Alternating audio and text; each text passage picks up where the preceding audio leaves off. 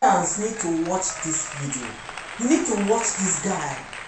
This guy, in fact, I begin to think that Nigeria has great talent.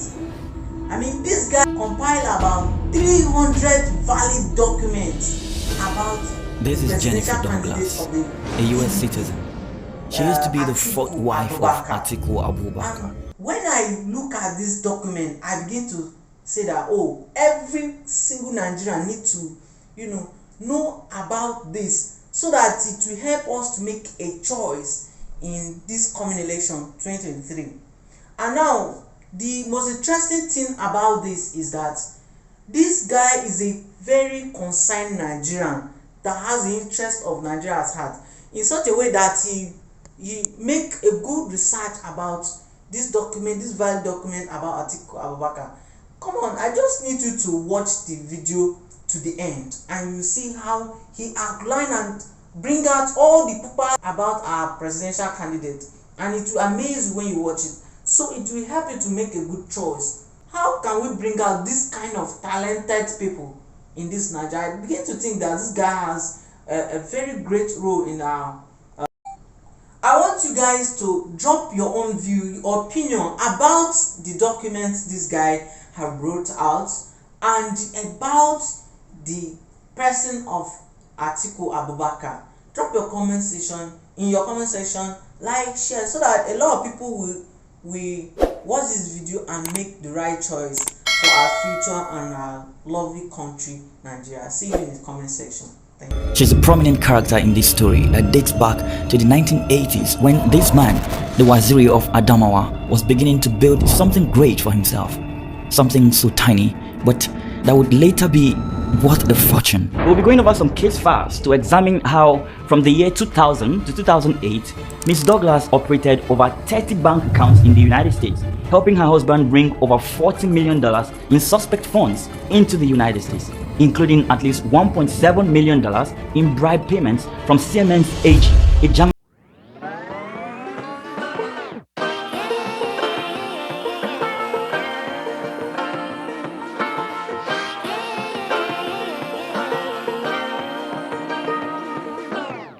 I like to be educated, but I'm so frustrated. Hello to my loneliness. I guess that ignorance is bliss. Take me back to before I knew. Rewind, take it out of cue. Innocence can be a young man's game. Signed up for the hall of shame. I wish I knew how much I miss not knowing that we're all screwed.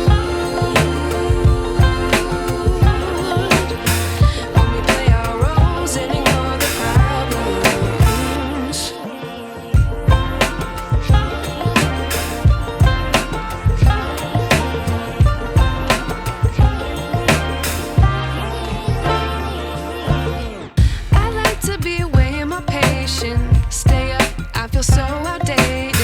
How can we look the other way? Sun is out, but the sky is gray. What would happen if I took a chance? It's always hard at first glance. I don't wanna, but I know I gotta do it. The truth is hard to swallow, I think I'll chew it.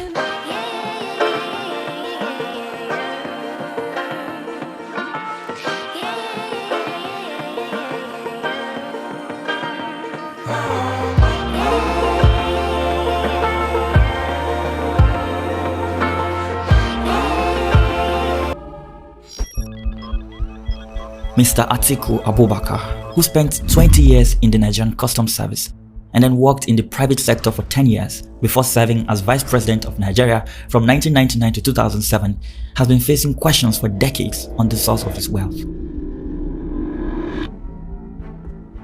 The story started in 1989 when Atiku Abubakar worked for the Nigerian Customs Service, rising to the rank of Deputy Director before leaving the service as he couldn't attain the position he so desperately wanted.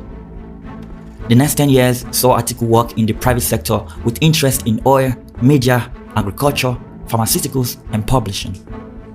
In multiple interviews, including his biography, Mr. Atiku Abubakar has attributed his substantial wealth to fortunate investments, stating that he became wealthy through wise investments, hard work, and sheer luck of being at the right place at the right time. Atiku has claimed that his wealth is attributable in part to a 16% ownership interest he held in Integrated Logistics Services Incorporation, a company known as Intels. Intels is an oil services company formed in the 1980s, which has now become one of the largest Nigerian companies in the oil industry in Africa. But the story about this formation is not too clear.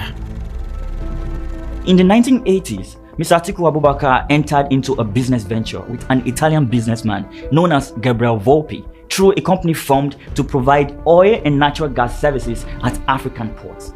According to a biography of Mr. Atiku, which was written with his support and encouragement, Mr. Abubakar and Mr. Volpi formed this oil logistics company in the early 1980s as a Nigerian corporation called Nigerian Container Services Inc., known as Nicotex. Some sources indicated that the company had a third founder as well, that is the late General Shehu Musa Yaradua, a political mentor to Mr. Atiku Abubakar, and the elder brother of the late Nigerian president Umaru Musa Yaradua, whose story of course we're going to look at in another episode of this series. According to the Atiku Abubakar biography, Mr. Atiku formed this company while he was a customs official.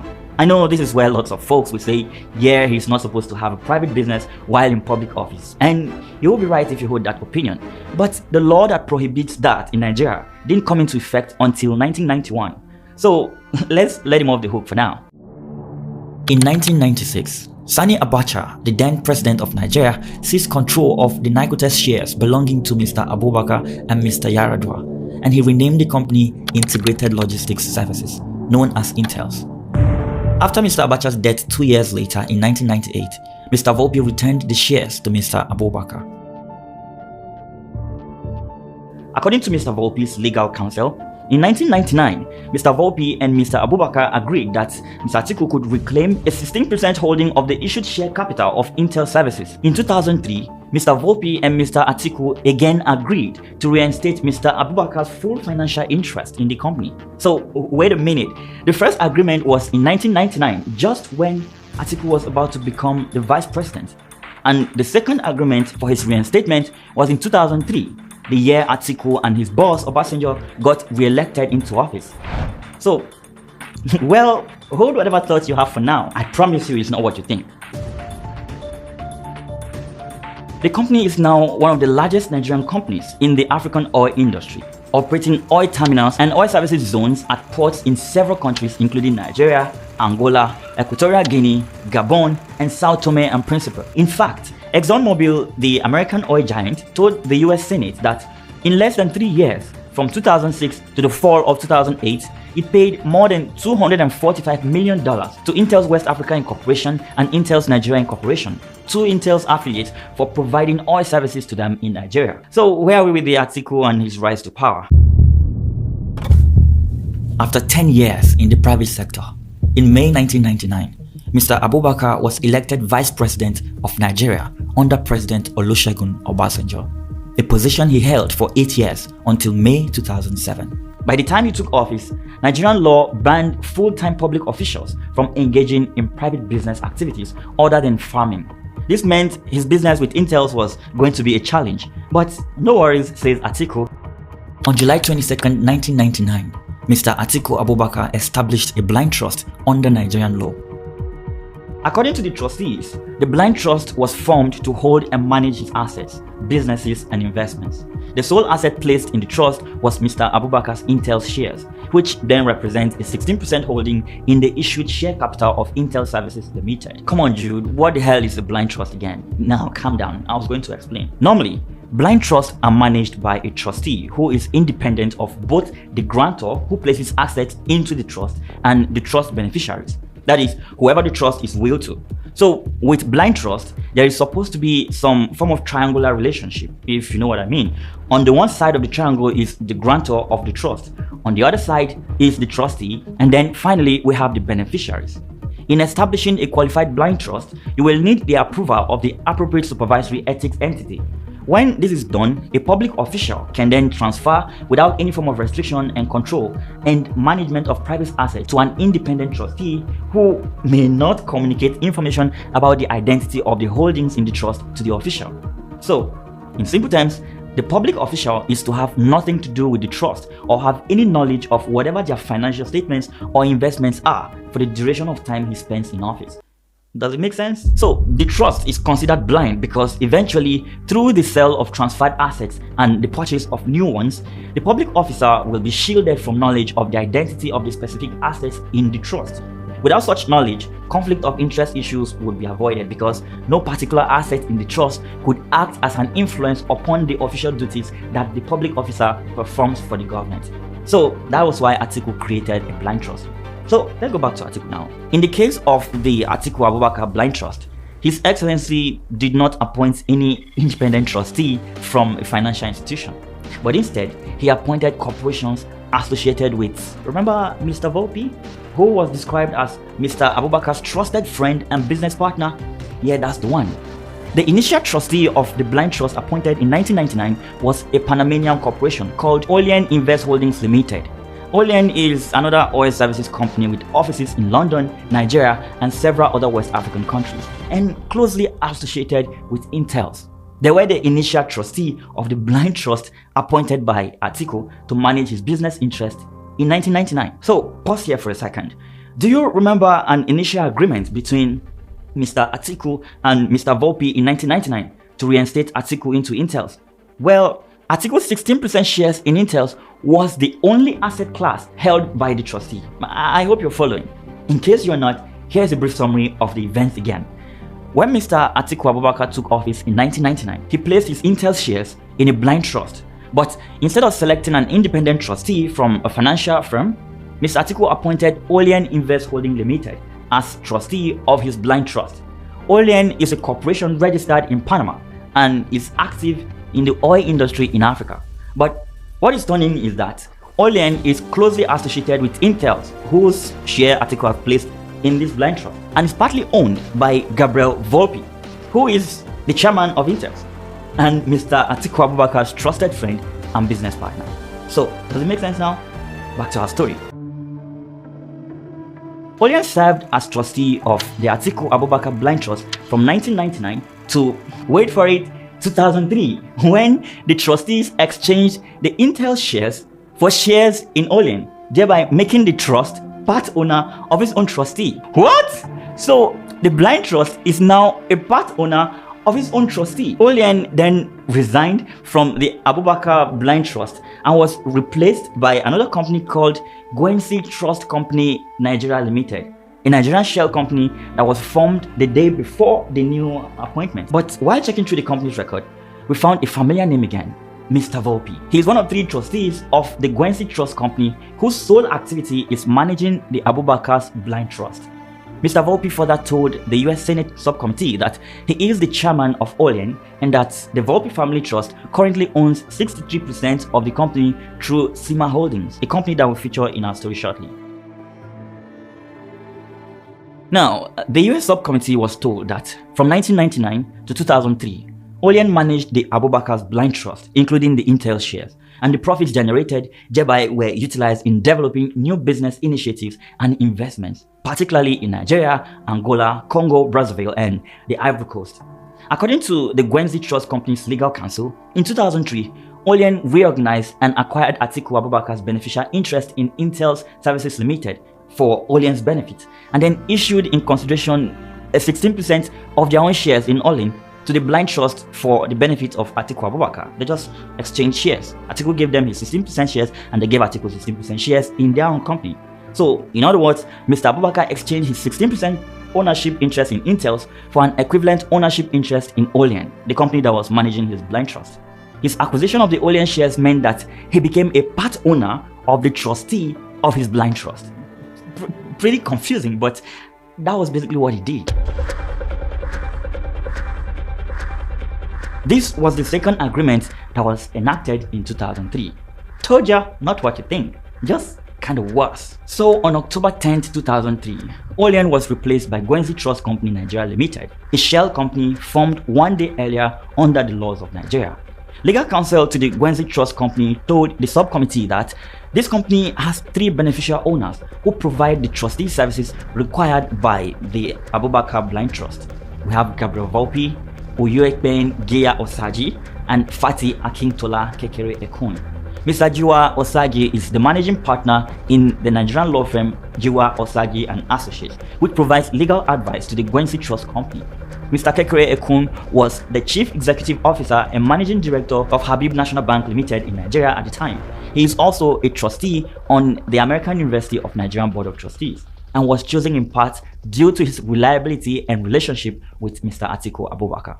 So how did this trust, being managed by Atiku's shell company, play a part in Atiku's troubles with the United States?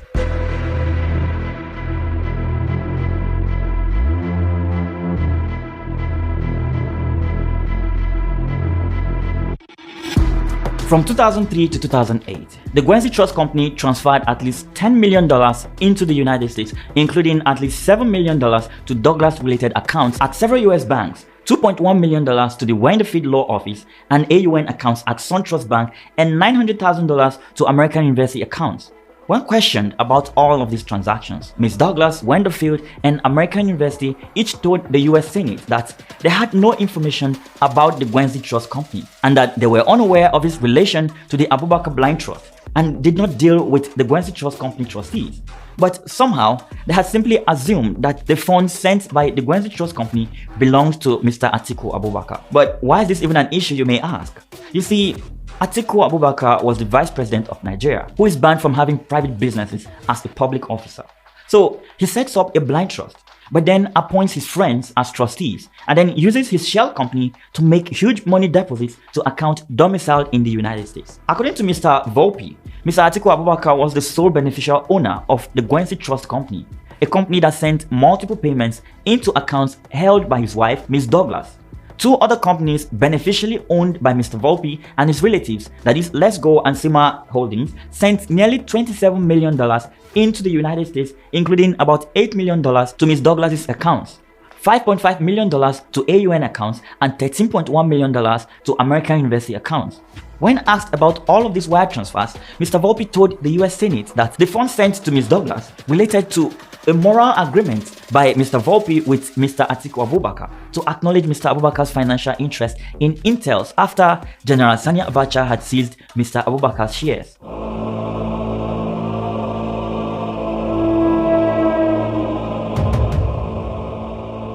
Remember that Atiku had served as vice president of Nigeria from 1999 to 2007. Now in 2006, President Olusegun Obasanjo attempted to amend the Nigerian constitution to allow him to run for a 3rd term. Mr. Atiku opposed that effort, leading to a falling out between the two. After President Obasanjo's effort failed, an election for a new president was scheduled, and Mr. Atiku announced his candidacy for that election. In response, the Nigerian Independent National Electoral Commission ruled that he was disqualified from running for president because he was under some form of investigation for corruption. During the presidential campaign, the Nigerian Economic and Financial Crimes Commission, our good friends the EFCC, under the leadership of Nuhu Ribadu, initiated a corruption investigation of several Nigerian government officials, including Mr. Atiku Abubakar. The EFCC simply issued a report which found that Mr. Atiku Abubakar had used his influence over Nigeria's Petroleum Technology Development Fund, known as the PTDF, to disburse money from the fund to promote business ventures for himself and his friends, and that he had engaged in fraudulent conversion of funds, corrupt practices, and money laundering. In February 2007, a Nigerian ad hoc Senate committee was formed to examine the EFCC charges against Atiku. But Mr. Atiku made a presentation to the committee, asserting in part that the allegations were a bid to prevent him from running for office. The Nigerian Senate committee subsequently called for Mr. Atiku Abubakar to be sanctioned because he had abused his office by aiding and abetting the diversion of public funds in the sum of $145 million as loans to his friends. While the former vice president, Mr. Atiku Abubakar, was the subject of corruption allegations relating to the Nigerian Petroleum Technology Development Fund, in December 2008, The US Securities and Exchange Commission alleged in a formal complaint against Siemens AG, a German company, that, among other actions, in 2001 and 2002, Siemens wire transferred $2.8 million in bribe payments to a US bank account belonging to a certain Ms. Douglas as part of a scheme to bribe Nigerian officials. Siemens admitted to engaging in widespread bribery with a record of 174 payments. The German company pleaded guilty to criminal violations and agreed to pay over $1.6 billion in civil and criminal fines.